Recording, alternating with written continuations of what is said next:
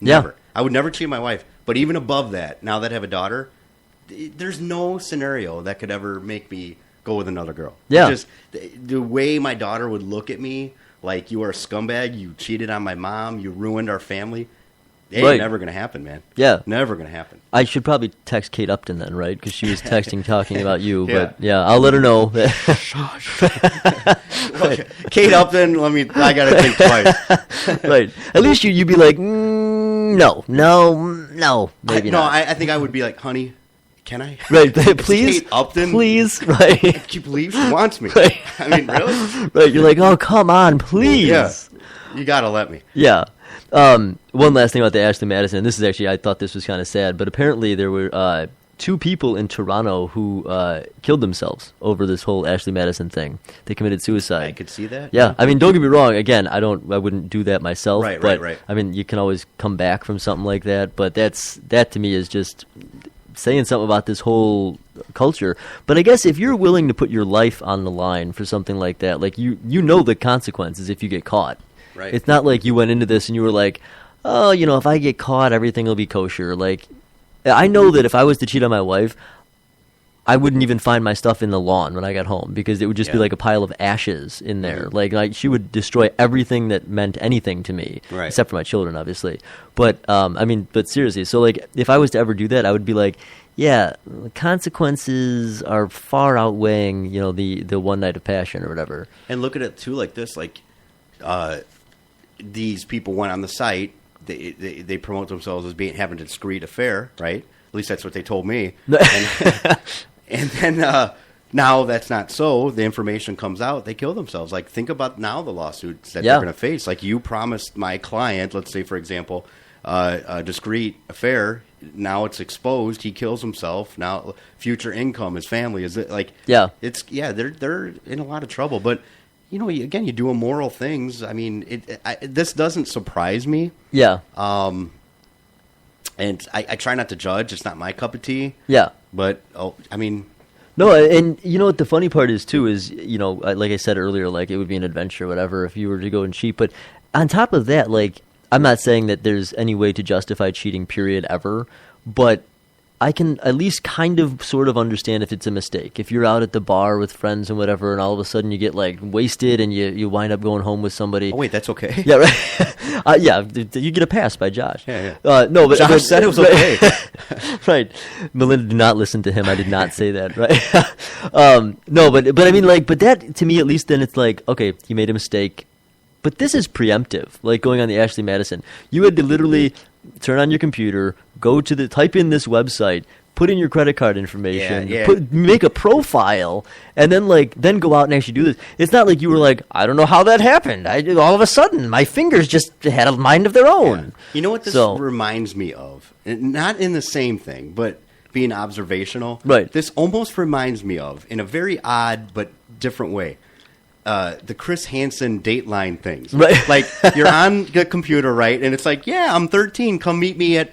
I would be like, if that was my mindset, I would be like, something doesn't seem right about this. Yeah, this seems odd. Same thing, Ashley Madison. You have a discreet affair, give me your credit card. I would be like, something seems weird about this. Right. So, like, on both spectrums, I'd be like, I don't trust this process. Yeah, right. This just seems odd. Yeah, right. something's not and maybe right that's about because I'm paranoid, but every time I log online, I'm like, something bad's going to happen. Yeah. Like, comes down to, let's go full circle. Not that we're ending the show. We've got a little bit of time left, but we talked about making bad, stupid decisions, and now you got to pay the consequences. Right. Remember what a past episode I talked about where I always tell my nephews, and one day we'll be telling my daughter, but there's consequences for everything that you do, and be prepared for that. So that your actions are going to manifest consequences, good or bad. So you got to think ahead, like, if I do this, what's going to happen? That kind of the same thing. It is, I'm going to cheat on my spouse. What could potentially happen? Well, what do you have to lose? And to me, that's like, I mean, I might see the hottest chick walk by. I got too much to lose, man. Right. It ain't going to happen. Like I said, love my wife. weigh your options and realize that there's much more to lose than there is to gain. So, and on that same note, that was actually another story that I wanted to talk about. more of a controversial one, I think, or not controversial necessarily, but Jared from Subway. Yeah. Look at that guy. I mean, that guy literally, he had it made. Like, he was making hand over hand, just money, just, from doing Subway, all because he was a big guy that went and ate Subway and walked around, did some exercising, lost weight. They said, hey, we're going to give you X amount of dollars. Millions. Yeah. He was a millionaire. No, yeah, he was a millionaire, and plus he was doing all the charity work as well, and I'm sure that made him, obviously most of the money went to charity, but I'm sure that still made him some money on the side. He had a wife and some kids and whatever, and he threw it all away. Like, it's just all because of several stupid decisions. Mm-hmm. But, and we talked about him last week, but Bill Cosby, same thing. Yeah. It's just disgusting. It's absolutely revolting. It's sad. Yeah, these are the types of things, and like I almost can't explain because we're on public radio, in a way where I could speak about it. I'd have to censor myself too much. Yeah. No. Right. And what I mean is, if you have these compulsions, I don't get them. I don't understand them, but just keep them in your head and keep them in your bedroom in your own way. Yeah, right. If I'm making sense. Yeah. And be done with it. Yeah. Like, you've got too much to lose. And plus it's wrong. I mean, let's look at the people you're harming. I mean, my God, Bill Cosby with the rape, Jared with these children. It's disgusting. Yeah. But just keep it. Yeah. Keep it to yourself. And I mean it literally. Or done. and if you have thoughts like that are clearly illegal, maybe you should seek a psychiatrist or a psychologist or something. I mean, that's something, or a therapist at the very minimum. But right. then that's just crazy to me. Like I said, my wife and I were talking about the Jared thing, and he had so much money, and it's not like he couldn't have gone out and been like, "Hey, I'm Jared from Subway. Want to go back to my place?" At any point to anybody. Again, he would be cheating on his wife, so he's still making a stupid decision. But at least he's not paying underage girls for sex. Yeah. So, that's the thing where Bill Cosby could have said, "I'm Bill Cosby, come sleep with me," but he has this thing where somehow he's got to drug them. It's a power thing. Jared, interested in younger chicks, so it's not, it's again, more of what they're attracted to. Yeah, and I'm not a psychiatrist. Again, I said that earlier in the show. I know that you probably think I am, but I was telling my wife, I think it's funny if you think about where Jared was at when he was that age, 17, 16 years old, whatever. He was a big guy, big fat guy who was in high school, who was probably made fun of and wasn't, none of the ladies wanted anything to do with him. Lost all this weight, became a millionaire, realized I can do whatever I want. What does he want to do? Relive those days is what I think personally, but again, that's just my own personal opinion. And that sounds like there's probably something to that. I would just look at like, what do I have to lose? Yeah, and that's the way I would look at it too. The perfect life. Like, he had a life I wanted to. He got to not only be in commercials, paid millions of dollars, and got to go. He went on tours.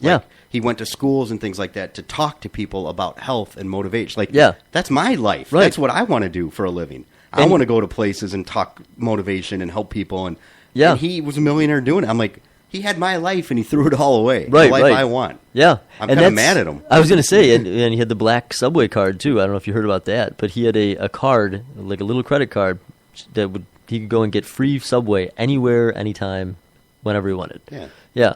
So he literally had anything he could possibly, because that's what everybody dreams of, right? The black Subway card. Well, hey, if I had that card, I would definitely be eating a lot more Subway. That's true, right? Yeah. Definitely, for sure. But yeah, I just thought that was kind of interesting. But one of the reasons I actually saw that article is that Vice Magazine, an online publication, actually I don't know if they're just online anymore, but anyway, they had actually spoken to former convicts about what's going to happen to Jared when he goes into to jail. Yeah, well, then they said that it depends on where he goes. That they actually, and obviously, I'm sure that most people realize this, but there's the code of ethics, even among prisoners, even among felons and whatnot, that they call them chomos, is what they call them, and that's the child molesters. That they're just sought out by people. They're taken away from doing the other stuff with the prisoners, like even on rec time, when they go outside to the yard. The other prisoners will make sure that they only have a small space to stand in. They'll push him, make sure that he's got literally the smallest space you can imagine. They'll keep them from watching television. They take their food away from them. I mean, just stuff like that. But then obviously they say that his best bet is that he can do if he gets into solitary confinement for his entire prison term, because otherwise somebody's probably going to kill him. Because and actually they said that they're going to bleed him dry, they're going to extort him, and then they're going to kill him. Is what a lot of people think. I mean, we'll see what happens, obviously, but but especially somebody of that high stature.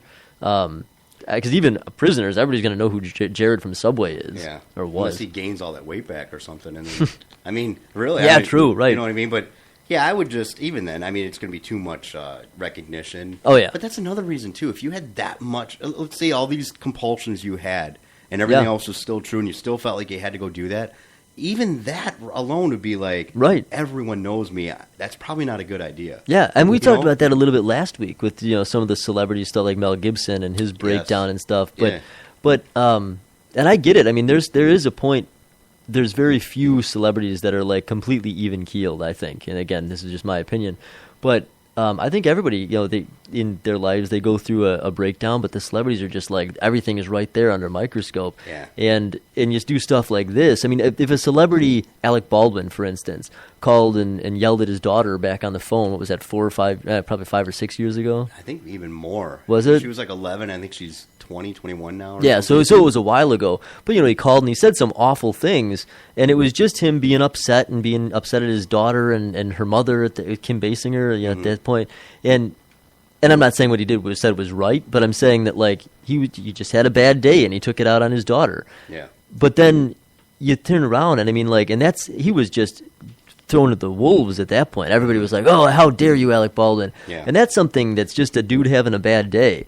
This is something, the whole Jared thing is just like, wow, that's a little bit worse than a bad day. You got to remember something too about Alec Baldwin, which I love his acting. Yeah. And he has a podcast I listen to. He's got a great. Does he really? Radio voice? Yeah, it's interesting.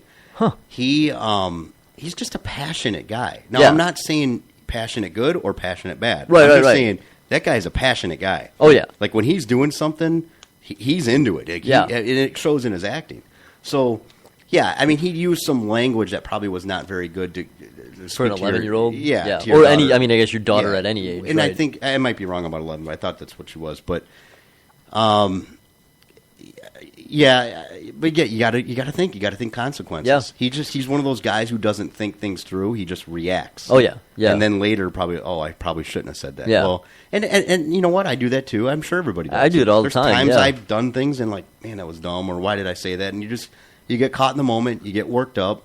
There was I don't know if my wife's still listening or not, but even earlier today, it was unrelated to my wife, but there was a scenario that came up, and then as the scenario was coming up, another one kind of literally, well, it was through a text, but I received a text that was like disturbing news, I guess is the best way to put it. So I overreacted. I got mad. And then Right. I told my wife, look, I'm sorry I acted that way. Because I did kind of explode. And I just said, you know what? I just felt like all this pressure on me, and it was all coming at me. And it's not me, but I'm the one having to deal with it. And sometimes it just gets overwhelming.